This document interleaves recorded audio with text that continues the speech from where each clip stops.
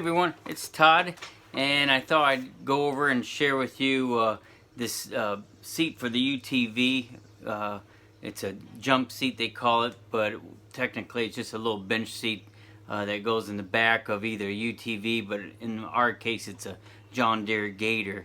And for the long time we were using boat cushions for the kids when we go back to the woods or down the lane of some property we got and around the yard and stuff, and it's a little bumpy, and I wanted something a little bit more, even if we took another adult with us or something. I thought this would be nice. What I like about it is it sits in the back. The awkward thing is it sits up high then, but at the same time I think it's more safe than just sitting in the back. And as well, what's nice about it is once the bottom portion is bolted into the bottom of the bed, you got pins that you can take out and take the actual seat out. Plus the bottom of the seat folds up if you need more space. So it's kind of handy. But I didn't know. I got it from the Sportsman's Guide and online. And it actually wasn't hard to put together. I did photos of the different stages. And what I want to do is just review maybe some things you might want if you get one, or just kind of share some things that I had to change or think about when I was putting it together. All the bolts are metric, so you'll need 2 metric wrenches, a 13 millimeter and a 10 to put all the bolts together and nuts. And I'll show you how I attached it to my bed. I had to be a little creative to keep it bolted down safe. But anyway, it's made by Copper Ridge Outdoors, and it's got a back cushion and a bottom cushion, which I'll show you. And I thought I'll show you the setup, a little video clip of my son riding in the back of the Gator, and the kids, we've took a couple rides and they really like it.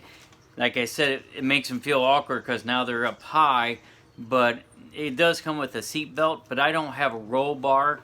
And because I don't have that roll bar on the Gator, I don't want to use a seat belt. So if the Gator would for some reason start tipping over or something, I want them to get out of Dodge and jump away from the vehicle and not be seat belted down on there. That will change, of course, if I get a roll bar. So anyway, let's take a look at it and see what you guys think. Have any questions, please leave a comment, and I hope this helps somebody. Thanks. Bye-bye.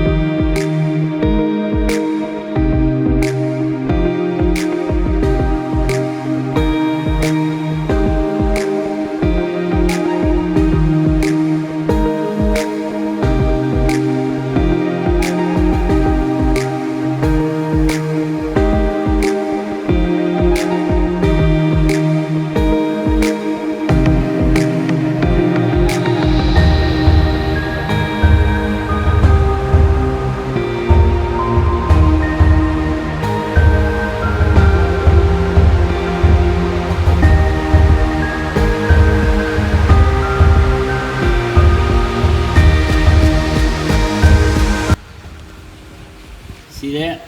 That was supposed to go here, and I didn't catch that. So we had to take out the 4 bolts and turn it around. That hole is there so the arm can be attached. So not bad. Only one major mistake so far.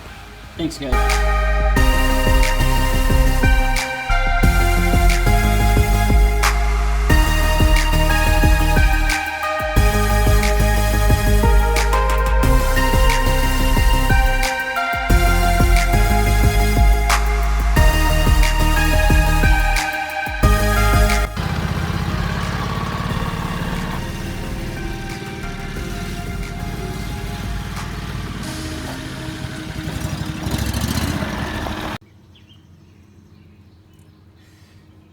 Bolted bolt comes through there, and then I have one on this side.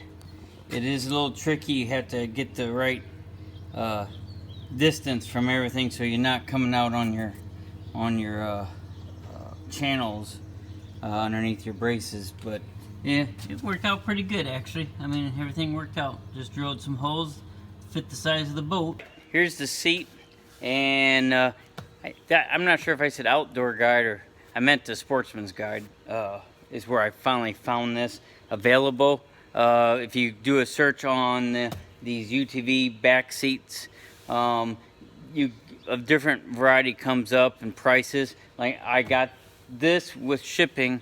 Of course, well, it's a membership fee, so I didn't have shipping. But if you added shipping, it'd be about 150 bucks from the Sportsman Guide. Other places, Cabela's had it cheaper, but they were on back order for several years, so they haven't had any in stock. So, and they're like 120. So anyway, this is what I got, and I think it's built pretty good for what I need it for. But to take a look, you can see here the bolts, because this bedding has grooves in it. It's a plastic bedding that John Deere has. I used bigger washers to put in the grooves for like a spacer, so I can tighten that down. So just to give you an idea, now the seat itself is pinned in here, so you take the pins out and the whole seat can be removed, or as you see there's a pin here on the armrest. Well, if you take that out, and on both sides it actually folds up. And so I suppose if you need more space, that would come in handy, but I think it's just simpler to take the whole seat out.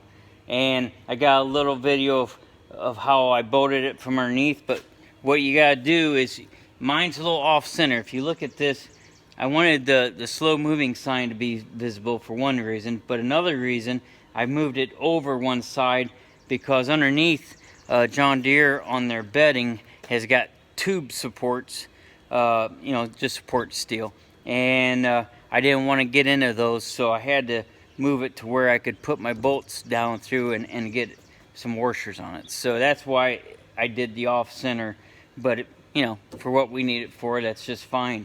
And like I say, it does come with seat belts if you want to attach them, but the only thing I got are these on for the future. But I left the belting all off so it wouldn't get in the way.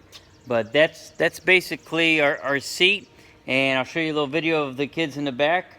Like I say, it puts you up a little higher from sitting on the floor, but when we drove it around and on the road and stuff, we're not going to do anything crazy when people are on the back. So if you're foolish enough to do crazy stuff with people in the back, well, then you get those results, So anyway, that's it. If you have any questions, let me know. But like I say, putting it together, one of the things you do not want to do when you put it together, I'll show you the photo steps of how it went together, but you leave everything loose.